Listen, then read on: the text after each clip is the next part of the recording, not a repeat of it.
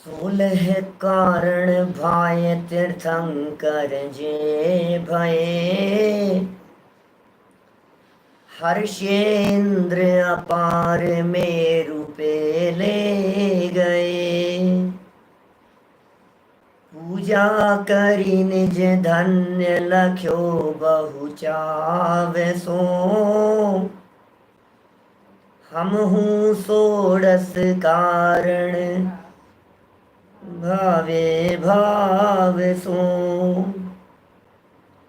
हम हूँ षोडश कारण भावे भाव सो।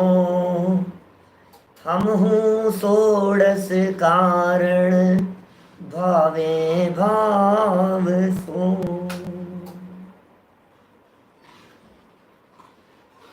सोलह कारण पर्व चल रहे हैं, बहुत धूमधाम से हम सभी लोग मना रहे हैं। पूजन भी करते होंगे, घर में करते होंगे, मंदिर में करते होंगे, पाठ करते होंगे। आराधना में दिन बीत रहे हैं, आराधना के दिन हैं। बहुत उत्कृष्ट पुण्य परिणाम है। 16 कारण भावना, जीवन निर्मल बनता है, जीवन पवित्र बनता है, जीवन सुधरता है, देखने का नजरिया बदलता है।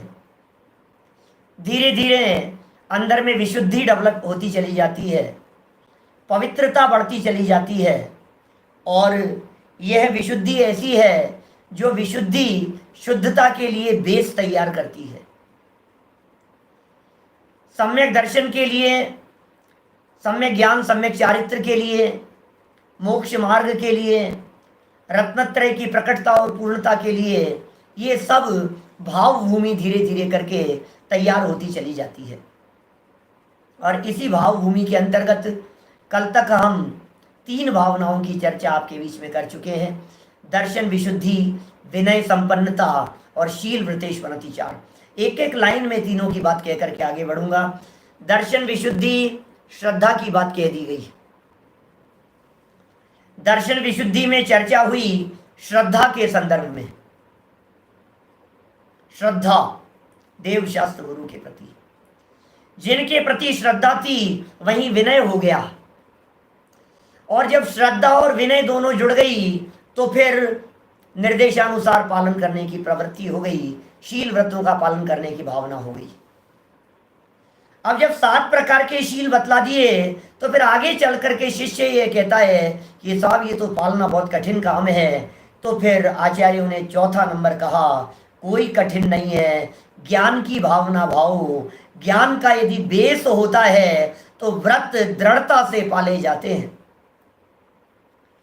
ज्ञान की यदि भूमि होती है, ज्ञान यदि साथ में होता है, ज्ञान यदि आपके साथ में है, ज्ञान की भूमि, ज्ञान की नींव, तत्व ज्ञान यदि आपके साथ में है तो फिर व्रतों का पालन करना कठिन नहीं होता। 4 प्रकार के शिक्षा व्रत और 3 प्रकार के गुण व्रत, 7 प्रकार के व्रतों के पालन करने की बात शील व्रतेश वनतिचार भावना के अंतर्गत कही गई थी। और अभीक्ष्ण ज्ञानोपयोग में कुछ न कुछ ज्ञान की बात कही गई। आप इस चीज को महसूस कर पा रहे होंगे कि ये जितनी भी भावनाएं कही जा रही है, इन सभी भावनाओं में शब्द के साथ में कुछ न कुछ जोड़ा गया है। मूल शब्द के साथ में आगे और पीछे विशेषण दे दिया गया। जैसे पहली बात कही दर्शन, विशुद्धि जोड़ दिया। सेकंड नंबर विनय, संपन्नता जोड़ दिया। शील व्रतेषु, अनतिचार जोड़ दिया। ज्ञानोपयोग, अभीक्षण जोड़ दिया। अभीक्षण का क्या मतलब है? अभीक्षण शब्द का अर्थ होता है निरंतरता, धारावाहिक, वही वही वही वही वही वही वही। क्या अभीक्षण माने? वही वही, इसे कहते हैं अभीक्षण। और ज्ञानोपयोग माने ज्ञान की धारा, ज्ञान की निरंतर बहने वाली धारा का नाम है अभीक्षण ज्ञानोपयोग। ज्ञान की आराधना करो, ज्ञायक की आराधना करो, स्वभाव की आराधना करो। अरे ज्ञान स्वभाव में समा जाओ। क्या ये अभीक्ष्ण ज्ञानोपयोग है। ज्ञान सर्व समाधान कारक होता है। ज्ञान में आनंद है। ज्ञान और आनंद का अविनाभाव संबंध होता है। जहाँ ज्ञान होता है वहाँ आनंद होता है। जहाँ जहाँ ज्ञान बढ़ता चला जाएगा वहाँ वहाँ आनंद बढ़ता चला जाएगा। देखो, बहुत छोटी छोटी सी बातें यदि मैं आपको कहूँ, आपसे मैंने एक प्रश्न पूछा, भरी सभा में प्रश्न किया हजारों लोगों के बीच में, और यदि आपको प्रश्न का जवाब आता हो ना, आपका हाथ उछलता है, मैं बताऊं, ये काहे का आनंद है बताओ? ये ज्ञान का आनंद है। अरे लौकिक ज्ञान के संदर्भ में भी जो किसी मतलब का नहीं है, साधारण ज्ञान के संदर्भ में भी आप समझ रहे हैं, ऐसा स्थूल ज्ञान जो दुनियादारी का ज्ञान है, उसमें भी आपको नॉलेज होती है ना, आपका उत्साह अलग ही प्रकार का दिखाई देता है। क्या बोलो कि क्या गजब की चर्चा है। समझना, गहराई से समझने की चेष्टा करना जरा। यहां ज्ञान की चर्चा चल रही है, यहां ज्ञान की आराधना के बारे में कह रहा हूं। भाई साहब, ये जो ज्ञान की आराधना है, ज्ञान की आराधना में आनंद है, और यदि आनंद नहीं मिल रहा है आपको, इसका मतलब आपका वो ज्ञान शुष्क ज्ञान है, आपका ज्ञान वो सूखा ज्ञान है, आपका ज्ञान के अंदर सिर्फ प्रदर्शन मात्र है, वो सच्चा ज्ञान नहीं है। सच्चा ज्ञान कब होगा, वास्तविक ज्ञान कब होगा? जब ज्ञान में आनंद आएगा। आनंद आना चाहिए, पढ़ने में आनंद आना चाहिए, स्वाध्याय में आनंद आना चाहिए, पढ़ने सुनने अभ्यास करने में मजा आ रहा है, आनंद आ रहा है। ज्ञान ज्ञान ज्ञान। और ज्ञान में भी कौन सा ज्ञान? बोले भेद विज्ञान। ज्ञान तो सबके पास में है, ज्ञान की कमी थोड़ी नहीं। ज्ञान किसके पास में नहीं? आपके पास में भी ज्ञान है और हमारे पास में भी ज्ञान है। चींटियों के पास में भी ज्ञान है और मक्खी मच्छरों के पास में भी ज्ञान है। ज्ञान से रहित कोई जीव नहीं होता। हर जीव के पास में ज्ञान है, हर प्राणी मात्र के पास में ज्ञान है। ज्ञान सबके पास में है, लेकिन धन्य है वे जीव जिनके ज्ञान में गायक है, जिनके ज्ञान में आत्मा है। सबके आत्मा में ज्ञान है, लेकिन जिनके ज्ञान में आत्मा है वे जीव धन्य है। ज्ञान में आत्मा है या नहीं? ज्ञान तो है आपके आत्मा में। हमें पता है आप सहनी पंचेंद्रिय हैं, हमें पता है आपके पास में ज्ञान है, हमें पता है आपके पास में योग्यता है, हमें पता है आपके पास में समझने विचार करने की सामर्थ्य है, लेकिन आपकी उस समझ में आत्मा है या नहीं है? आपकी उस समझ में गायक भगवान आत्मा है या नहीं है? आपकी उस समझ में आत्मा ख्याल में आता है या नहीं? आत्मा पकड़ में आता है या नहीं? जिस ज्ञान में आत्मा पकड़ में आता है वो ज्ञान धन्य है। जब ज्ञान ज्ञान में समा जाता है तो केवल ज्ञान प्रकट हो जाता है। केवल ज्ञान कल्याणक के ऊपर जब कभी व्याख्यान होते हैं ना मेरे पंच कल्याणकों में, तो इसी वाक्य से शुरू करता हूं, जब ज्ञान ज्ञान में समा गया तो केवल ज्ञान हो गया। ज्ञान ज्ञान में समा गया। आत्मज्ञान ही ज्ञान है और शेष सभी अज्ञान, और विश्व शांति का मूल है वीत राग विज्ञान, सिर्फ और सिर्फ भेद विज्ञान। अमृत चंद्राचार्य देव ने इस ज्ञान के गीत गाए हैं। ज्ञान को सर्व समाधान कारक कह करके पुकारा है। ज्ञान को आपकी समस्याओं से छुटकारा दिलाने वाला कहा है। आपके पास में यदि भेद विज्ञान है, आपके पास में यदि तत्व ज्ञान है, तो आपको कोई संकट में नहीं डाल सकता, आपको कोई परेशानी में नहीं डाल सकता। आप विजयी बनेंगे, विजयी हो जाएंगे आप। ज्ञान यदि आपके पास में है तो दुनिया की कोई ताकत आपको दुखी करने में समर्थ नहीं है, क्योंकि भेद विज्ञान है। दुखी करने वाला क्या करेगा? चश्मा छीन लेगा, कपड़े फाड़ देगा, धन छीन लेगा, पैसे का नुकसान हो जाएगा, व्यापार चला जाएगा, जॉब चली जाएगी, क्या होगा बतलाओ मेरे को? दांत टूट जाएंगे। लेकिन जो व्यक्ति इन सारी बातों में करता है भेद विज्ञान, अब उसे कौन दुखी करे? अब कौन दुखी करे उस व्यक्ति को? इसलिए अमृत चंद्राचार्य कहते हैं, भाव येद भेद विज्ञानम इदम अविच्छिन्न धारया, और तावत यावत पराच्युत्वा ज्ञानम ज्ञाने प्रतिष्ठते। भैया, जब तक तेरा ज्ञान समस्त पर पदार्थों से छूटकर तेरे ज्ञायक में स्थिर नहीं हो जाए, तब तक निरंतर भेद विज्ञान की धारा और भेद विज्ञान की भावना को भाते रहो, भाते रहो, भाते रहो। भेद विज्ञान की धारा निरंतर चलनी चाहिए। क्या हर समय करो भेद विज्ञान, हर समय करो भेद विज्ञान। मैं कौन हूं और पर कौन है, मेरा क्या स्वरूप है और पर का क्या स्वरूप है, ये त्रिकाली ध्रुव ज्ञायक आत्म तत्व कौन है, अरे ये ज्ञान जिसमें से निकलता है वो कौन है। ये ज्ञान की आराधना से ज्ञायक के दर्शन होते हैं, ज्ञान से ज्ञायक पकड़ में आता है। ज्ञान लक्षण है, ज्ञान पहचान का चिन्ह है। कौन पकड़ में आएगा ज्ञान से? ज्ञान को पकड़ने से ज्ञान नहीं पकड़ में आता, ज्ञान को पकड़ने से ज्ञान स्वभावी आत्मा पकड़ में आता है। और ज्ञान को पकड़ने से ज्ञायक यदि नहीं पकड़ में आया तो इसका मतलब ये तुमने ज्ञान को पकड़ा ही नहीं। क्या समझा फिर तुमने ज्ञान लक्षण को? ज्ञान सम्यक मेरा हो गया, क्या भेद विज्ञान अब हो गया। ये जो भेद विज्ञान की धारा है, ये जो भेद विज्ञान का आनंद है, अरे बड़ा आनंद है इस भेद विज्ञान की धारा में। सामने वाला गाली दिए जा रहा है, सामने वाला अपशब्द कहे जा रहा है, और अंदर में भेद विज्ञान की धारा से चेहरे पर मुस्कुराहट दिखाई दे रही है। ये भेद विज्ञान का प्रभाव है। ये आखिर क्या होता होगा, ये भेद विज्ञान क्या चीज है। भेद विज्ञान के ऊपर एक प्रवचन मेरा उस दिन था, मोक्ष मार्ग प्रकाशक में किसी टॉपिक पर चलते समय हमने भेद विज्ञान के अभ्यास की चर्चा की थी। हेडिंग भी शायद वही किया था, भेद विज्ञान कैसे करें, ऐसा हेडिंग दिया है मोक्ष मार्ग प्रकाशक के किसी प्रवचन पर। मैंने 15 दिन पुरानी बात होगी। भेद विज्ञान, भेद विज्ञान, आनंद के झरने झरते प्रदेशों में, सर के बाल झड़ रहे हैं, बाल का काम बाल में, आंखें कमजोर हो रही है, आंखों का काम आंखों में, दांत हिल रहे हैं, दांतों का काम दांत में। यह है भेद विज्ञान। इसमें है आनंद भाई साहब। बोलो, बच्चे कहना नहीं मान रहे हैं, नौकर चाकर सामने जवाब दे रहे हैं, पलट करके सामने जवाब दिया जा रहा है, शरीर बिगड़ रहा है। जितेंद्र जी भाई साहब धन्यवाद, 110 नंबर का प्रवचन मोक्ष मार्ग प्रकाशक, भेद विज्ञान कैसे करें, कैसे करें भेद विज्ञान, भेद विज्ञान किस प्रकार से किया जाए। ये धारा निरंतर। अमृत चंद्राचार्य कहते हैं संवर अधिकार में सर्वोत्कृष्ट अधिकार समय सार ग्रंथ का, संवर अधिकार भेद विज्ञान के लिए समर्पित अधिकार। वैसे तो पूरा ग्रंथ ही भेद विज्ञान के लिए समर्पित है। क्या 108 नंबर प्रवचन भी बता रहे हैं, जो भी हो 108 या 110 नंबर उन प्रवचनों में चर्चा है। सुनिए हम क्या कह रहे हैं आपसे। ये जो बात कही जा रही है, इस बात को जीवन में किस तरह से उतारेंगे वो देखिए आप।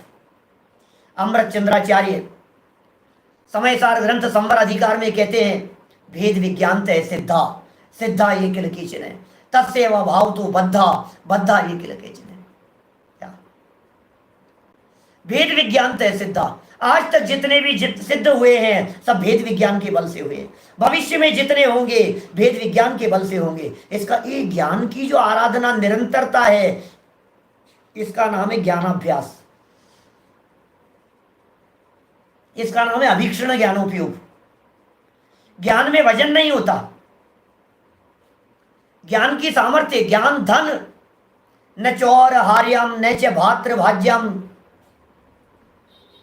न राजहार्यम न च भारकारी और व्यये कृते वर्धते एव नित्यम ज्ञान धनम सर्वधन प्रधानम। नीतिकारों का श्लोक है ज्ञान धन के संदर्भ में। ये ज्ञान धन बड़ा गजब का है। समझ में आई क्या कहा? न चोर हार्यम न च भात्र भाज्यम, चोर चुरा नहीं सकता, न च भातृभाज्यम, भाइयों में बंटवारा नहीं हो सकता आपके ज्ञान धन का, न राजहार्यम, राजाओं के द्वारा गवर्नमेंट के द्वारा आपके ज्ञान रूपी धन के ऊपर टैक्स नहीं लगाया जा सकता, वेल्थ टैक्स, टैक्स नहीं लग सकता है आपके ज्ञान धन के ऊपर। और नैचे भारकारी, बगड़ा जी साहब भानेन जी बोलो, नैचे भारकारी, वजन नहीं है इस ज्ञान धन में। बाढ़ आ गई, भूकंप आ गया, भागना पड़ा, छोड़ करके जाना पड़ा, क्या लेकर के जाओगे? ज्ञान धन साथ में।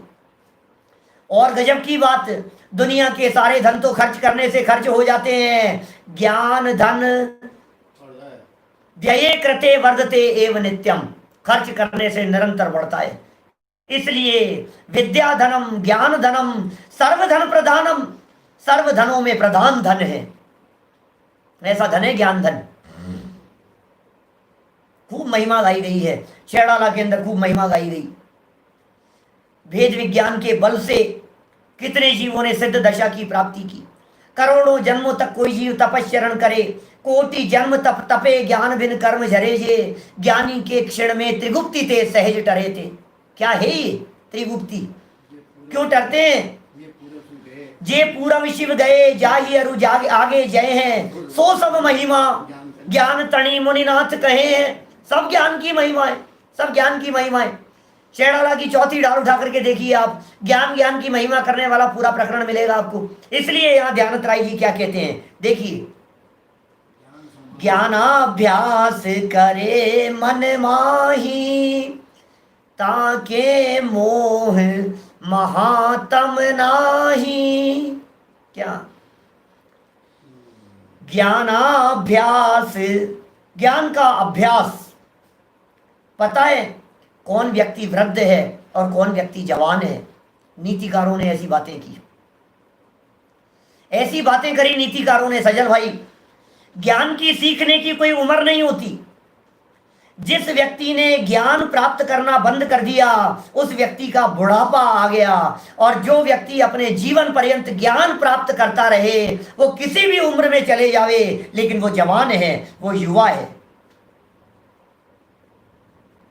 सीखने की कोई उम्र नहीं होती, हर समय सीखते रहो, हर समय ज्ञान प्राप्त करते रहो। इसके समान दूसरा कोई सुख का कारण नहीं है। ज्ञान समान निहान जगत में सुख को कारण, यह परम अमृत जन्म जरा मृत्यु रोगों को निवारण करने वाला वो महान धर्म है भाई। ये ज्ञान धर्म है। इसलिए कह रहे हैं ज्ञानाभ्यास करो। कैसे करो?